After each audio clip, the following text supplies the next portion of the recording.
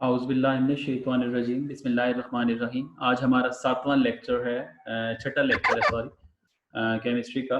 और छठा है ना जी, आज 6th है ना, हाँ मंडे है ना।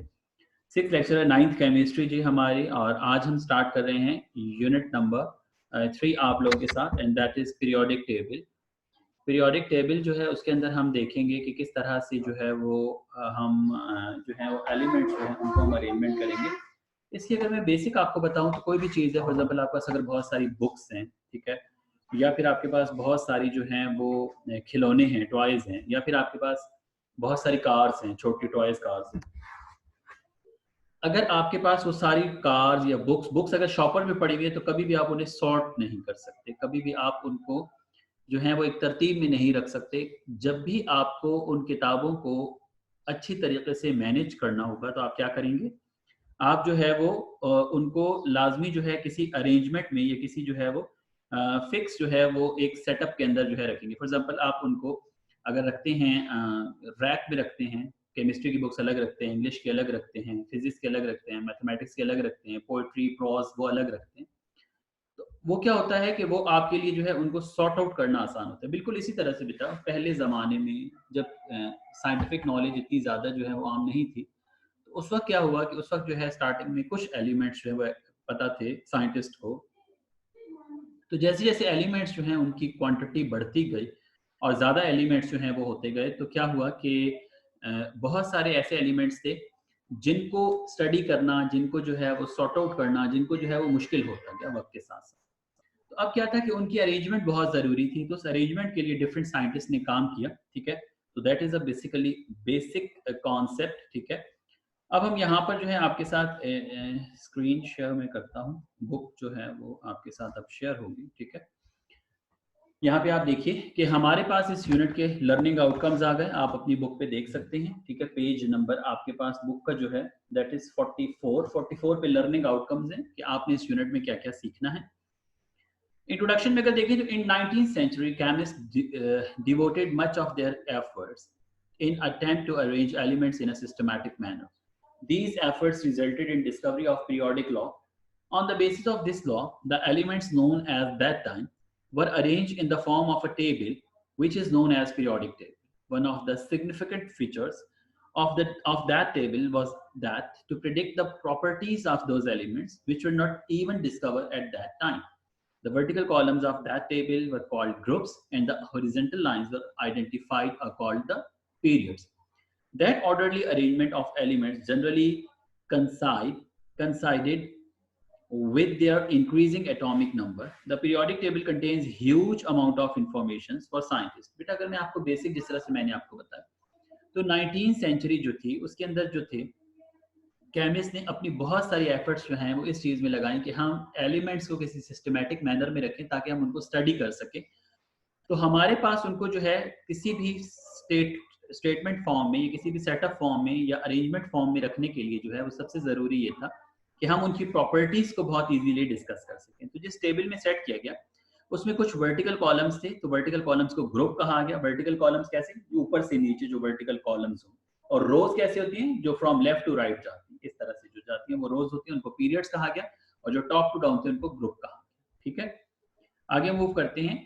अब यहाँ पर हमारे पास पीरियोडिक टेबल की थोड़ी सी हिस्ट्री है कि हमारे पास पीरियोडिक टेबल जो है, जिस फॉर्म में आज पीरियोडिक टेबल हमारे पास मौजूद है, पहले दिन से इस तरह से नहीं था, बल्कि डिफरेंट साइंटिस्ट जो थे उन्होंने मुख्तलिफ काम किया और उस काम के नतीजे में जो है उन्होंने जो है वो आहिस्ता आहिस्ता जो है वो जो भी उनकी इंफॉर्मेशन थी जो गैदर्ड वो करते रहे, तो उस गैदर्ड इंफॉर्मेशन को उन्होंने आगे तक पहुंचाया और इस तरह से काम चलता रहा। With the discovery of the periodic table, the study in individual properties of the known elements is reduced to study of a few groups. We will describe various attempts which were made to classify the elements into a tabular form. Tabular form क्या है? यानी किसी भी चीज को table की form में रखना। ठीक है, मैं यहाँ पर एक एग्जांपल लेता हूँ आपके साथ। देखिए, आप स्कूल आते हैं आप लोग। अब स्कूल में क्या होता है कि स्कूल में सुबह जब पहुंचते हैं आप, तो हर बच्चा अपनी क्लास में जाता है।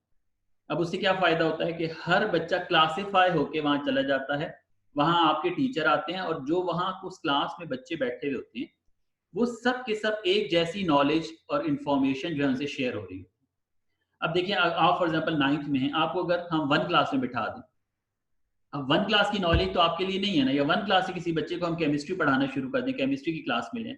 अब ये जो क्लासिफिकेशन क्लासेस की हमने की हुई है, आपकी पूरी क्लासेस बनी हुई है स्कूल में, आपके रूम्स हैं, बाहर टैग लगा हुआ है, आप सुबह अपने कमरे में जाते हैं, वहाँ पे हर पीरियड में आपके टीचर आते रहते हैं। तो अब ये जो क्लासिफिकेशन है ये क्यों है, ये क्लासेस क्यों बनाई गई? ताकि इंतहाई मैनेज वे से आप लोगों को इन्फॉर्मेशन प्रोवाइड की जा सके। तो बिल्कुल इसी तरह से एलिमेंट्स को जो है वो प्रॉपर किसी स्पेसिफिक फॉर्म में या किसी स्पेसिफिक अरेंजमेंट के अंदर जो है वो रखने से उनकी जो प्रॉपर्टीज थी, बजाय हम सारे एलिमेंट्स की प्रॉपर्टीज को सीखते, अब हमें क्या करना, सिर्फ क्या करना पड़ रहा है, कुछ ग्रुप्स की प्रॉपर्टीज अगर हम जो है वो याद रख लें, तो उस ग्रुप में पूरे जो ग्रुप में एलिमेंट्स आ रहे हैं उन सबकी प्रॉपर्टीज सेम हो। तो इस सिलसिले में बहुत सारे लोगों ने काम किया, लेकिन जो सबसे पहला काम था that will done by Döbereiner. तो डोब्राइनर ने जो कॉन्सेप्ट दिया वो आपकी बुक में डोब्राइनर ट्राइएड्स की फॉर्म में मौजूद है। ट्राइएड कैसे कहते हैं? ट्राई कहते हैं 3 को, ठीक है। तो ट्राइएड्स यानी 3 का ग्रुप था। A German chemist Döbereiner observe relationship between atomic masses of several groups of 3 elements called triads। Objective की लाइन है, in these groups the central or middle element had atomic mass average of the other 2 elements। One triad group example is that of calcium 40, strontium 88 and barium 137। अब एक tried का group यहाँ पर है। अब हो क्या रहा था कि जो कैल्शियम 40 है और स्ट्रॉन्शियम 88 है और बेरियम 137, ये इनके एटॉमिक नंबर्स, एटॉमिक मैसेज है सॉरी। अब सेटअप डोब्राइनर ने ये बनाया कि ये जो 3 एलिमेंट्स इन्होंने सेट किए, कौन कौन से? Calcium, strontium and barium. मैं दोबारा रिपीट करूंगा कौन कौन से हैं, कैल्शियम, स्ट्रॉन्शियम एंड बेरियम। अब ये जो 3 एलिमेंट्स थे, इन 3 एलिमेंट्स में हमारे पास जो इनकी एवरेज थी, ठीक है, इनकी जो एटॉमिक मैसेज की एवरेज थी, वो एवरेज जो है वो किस तरह से, जो पहला कैल्शियम है उसकी और अगर लास्ट वाले का 137 जो है, इनकी एवरेज निकाली जाए, एवरेज फाइंड आउट की जाए, तो वो किसकी इक्वल आती थी? स्ट्रॉन्शियम की। एवरेज का क्या मतलब है, यानी 40 प्लस 137 डिवाइड बाय 2 करें तो वो 88 आता है, जो स्ट्रॉन्शियम का atomic mass. The atomic mass of strontium is the average of the atomic masses of calcium and barium. Only a few elements could be arranged in this way. This classification did not get wide acceptance। बहुत बड़ी acceptance नहीं मिली इसको। फिर हमारे पास Newlands जो थे उन्होंने अपना काम किया और उन्होंने ऑक्टेव्स का कॉन्सेप्ट दिया। ऑक्ट कहते हैं 8, ऑक्ट किसे कहते हैं? 8। After successful determination of correct atomic masses of elements by Cannizzaro in 1860, objective की लाइन है, कैनिज़ारो ने 1860 में करेक्ट एटॉमिक मैसेज बताए थे। Attempt we again were again initiated to organize elements। In 1864, British chemist Newland put forward his observation in the form of law of octaves। अब Newland ने जो थे वो 1864 में, ऑब्जेक्टिव की लाइन है, ऑक्टेव्स का लॉ जो है वो प्रेजेंट किया। He noted that there was a repetition in chemical properties of every 8 element if they were arranged by their increasing atomic masses। अब यहाँ पे समझ लें कि ऑक्टेव्स ने किस तरह से, न्यूलैंड ने किस तरह से काम किया। बेटा न्यूलैंड ने ये कॉन्सेप्ट दिया कि हमारे पास अगर 8 एलिमेंट्स के सेट्स को इस तरह से रखा जाए कि 8 एलिमेंट्स का पूरा सेट रखा जाए इंक्रीजिंग एटॉमिक मैसेज के हिसाब से, और हर 8वां जो एलिमेंट होगा उसकी जो प्रॉपर्टीज होंगी वो पहले एलिमेंट के बराबर होंगी या उसके इक्वल आएंगी या उस जैसी प्रॉपर्टी होंगी। लेकिन यहाँ पे थोड़ा सा प्रॉब्लम था। His work could not get much recognition as no space was left for undiscovered element। अच्छा होता क्या था कि फॉर एग्जांपल इन्होंने, न्यूलैंड ने एक टेबल बनाया, एक सेटअप बनाया। अब क्या हुआ कि अगले महीने ही कोई एलिमेंट जो है वो नया डिस्कवर हुआ। अब जैसे ही कोई नया एलिमेंट डिस्कवर हुआ तो वो उसकी प्लेसमेंट की जगह ही नहीं थी। अब फिर जो है न्यूलैंड बैठते थे, अब उसको फिर सेट करते थे, फिर सारा टेबल रॉन्ग हो जाता था, फिर सारा टेबल चेंज हो जाता था। अच्छा कुछ दिन के बाद फिर अगला एलिमेंट डिस्कवर होता था, तो नए एलिमेंट्स के लिए कोई स्पेस नहीं थी इस पीरियोडिक टेबल में। उसके बाद जो है नोबल गैसेस जो थी उस वक्त तक नहीं पता था। जब नोबल गैसेस का पता चला तो नोबल गैसेस के लिए भी कोई प्लेस न्यूलैंड के ऑक्टेव्स में नहीं थी। ठीक है बच्चों, तो ये न्यूलैंड का ऑक्टेव्स का कॉन्सेप्ट था। अब हमारे पास जो अगला कॉन्सेप्ट है वो है मेंडेलीव पीरियोडिक टेबल का। मेंडेलीव ने क्या कॉन्सेप्ट दिया? Russian chemist Mendeleev arranged the known elements only 63 in order of increasing atomic message. अब मेंडेलीव जो थे उन्होंने जो है उस वक्त जो एलिमेंट्स पता थे वो कितने एलिमेंट्स थे? सिर्फ 63 एलिमेंट्स जो थे एट दैट टाइम मालूम थे। उन्होंने क्या किया, हॉरिजॉन्टल रोज जिनको उन्होंने पीरियड्स का नाम दिया, तो एलिमेंट्स को उन्होंने सेट करना शुरू किया। और एलिमेंट्स को जब उन्होंने सेट करना शुरू किया इंक्रीजिंग एटॉमिक मैसेज ऑर्डर में, तो उन्होंने क्या किया कि उनको ये पता चला कि सिमिलर प्रॉपर्टीज जो हैं were in the same vertical columns, this arrangement of elements was called periodic table. पहली दफा उन्होंने इस अरेंजमेंट को जो नाम दिया वो क्या दिया, पीरियोडिक टेबल का नाम दिया। और उन्होंने क्या किया, इस पीरियोडिक टेबल को बना के एक पीरियोडिक लॉ बनाया। और पीरियोडिक लॉ उनका क्या था, मेंडलीव का पीरियोडिक लॉ क्या था, properties of the elements are periodic function of their atomic masses। यानी जो एलिमेंट्स की प्रॉपर्टीज हैं वो पीरियोडिक फंक्शन है उनके एटॉमिक masses। यानी पीरियोडिक फंक्शन, अब पीरियोडिक फंक्शन को समझने की जरूरत है, ये लफ्ज समझने की जरूरत है। पीरियोडिक फंक्शन क्या है बेटा, कोई भी ऐसी प्रॉपर्टी या कोई भी ऐसा फंक्शन जो एक स्पेसिफिक पीरियड के बाद खुद को रिपीट करे तो वो पीरियोडिक फंक्शन कहलाता है। इसकी एग्जांपल क्या है, इसकी एग्जांपल सूरज का निकलना, चांद का निकलना।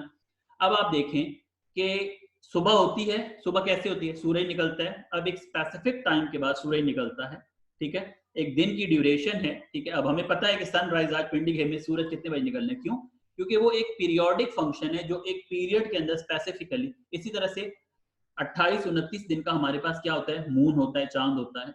अब जब चांद की 14वीं होती है तो उसका चांद पूरा हो जाता है, फुल मून हो जाता है। तो अब ये क्या है, ये पूरा का पूरा उसके क्या है, स्पेसिफिक पीरियड्स हैं। यानी एक खास टाइम के बाद, एक खास वक्त के बाद वो अपने आप को क्या कर रहे हैं, रिपीट कर रहे हैं। तो यहां भी इसी तरह से उनको क्या कहा गया, properties of elements are the periodic function of their atomic masses। Although Mendeleev's periodic table was the first ever attempt to arrange the elements, yet it has a few demerits in it. His failure to explain the position of isotopes। अच्छा, अब इसमें failure क्या क्या थे, problem क्या क्या थे, अभी आपको एक एक चीज अलग अलग जो है वो जहन में होनी चाहिए। मेंडलीव ने पहली दफा पीरियोडिक टेबल बोला, मेंडलीव के पीरियोडिक लॉ क्या था, मेंडलीव के पीरियोडिक लॉ में या पीरियोडिक टेबल में फ्लॉज क्या थे, प्रॉब्लम क्या थी, ये सारी चीजें आपको इन लाइन होनी चाहिए, मालूम होनी चाहिए। ये पेपर में किसी भी तरह से पूछी जा सकती है आपसे। अच्छा, हिज फेलियर टू एक्सप्लेन, अच्छा अब फेलियर क्या था कि ये आइसोटोप्स जो है उनको एक्सप्लेन नहीं कर पाए थे कि आइसोटोप्स को हम कहाँ प्लेस करेंगे। बिकॉज ये था कि एटॉमिक मैसेज जो थे वो कुछ एलिमेंट्स के एट दैट टाइम क्या थे, रॉन्ग थे, ठीक है। उसके बाद क्या था कि एटॉमिक मास जो होती है वो पता ही नहीं थी कि हमारे पास जो फॉर एग्जांपल हमारे पास आइसोटोप्स हमने यूनिट नंबर 2 में पढ़े। अब हाइड्रोजन के 3 आइसोटोप्स हैं, तीनों के मैसेज अलग अलग हैं। अब किस आइसोटोप को हम पीरियोडिक टेबल में रखेंगे और किस को नहीं रखेंगे, दैट इज अ क्वेश्चन जिसका आंसर जो है वो मेंडलीव के पास नहीं था। फिर पीरियोडिक लॉ आया 1913, एच मोजले discover a new property of element that is called atomic number. Objective की लाइन है ये। He observed that atomic number instead of atomic mass should determine the position of elements in the periodic table, and accordingly the periodic law was amended as properties of elements are periodic function of their atomic masses, atomic number sorry। मोजले ने जब atomic number जो है उसको जो है propose कर लिया तो फिर हमारे पास जो पीरियोडिक लॉ था वो चेंज हो गया और वो क्या बन गया, वो बन गया properties of elements are the periodic function of their atomic numbers. Right, clear हो गई बात। तो अब हमारे पास एटॉमिक नंबर्स के साथ जब सेटिंग शुरू हुई तो आइसोटोप्स के क्योंकि एटॉमिक नंबर सेम होता था वो भी सेट हो गया। Atomic number of an element is equal to the number of electrons in an neutral atom. So atomic number provides the basis of electronic configuration as well. और जो basically electronic configuration थी atomic number उसके ऊपर base कर रहा था, जो electronic configuration हम आपको पीछे पढ़ा चुके हैं। Atomic number is a more fundamental property than atomic mass because atomic number of every element is fixed, that it increases regularly by 1 from elements to elements. No two elements can have the same atomic number। अब हमारे पास ये significant लिखी हुई है, ये आपका question यूं आ सकता है कि what is the significant of atomic number।